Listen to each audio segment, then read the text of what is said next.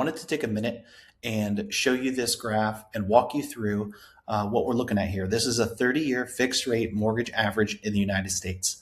So this is over a 1-year span of where rates started. June 5th, we were at 6.85. And then now today, June 4th, so a few days, 6.48. So the reason I wanted to show you this was just to kind of keep things in perspective. So that's a 1-year history.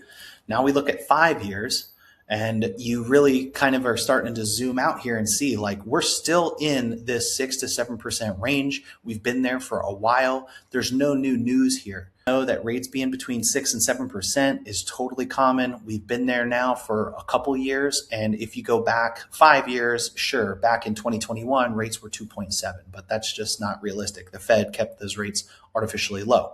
So now we'll go back and look at the 10-year. And you can see we're going back to COVID. Right after COVID, rates were super low.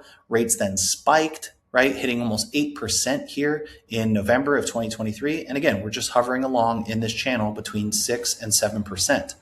Now, if you were to go way far back and go to the max, we can go all the way back before 1971 April. And we can see through these gray bars, all these recessions, but you can see rates are nowhere near what they were back then. And overall, like rates have come down in a major way, and they spiked a little bit after COVID%. Anything within that range is pretty much dialed and could be for the next 10 years or so. The tide coming in and out every day is what the markets do. But this here is like the overall climate. And you can see that the climate is relatively stable, that we're okay.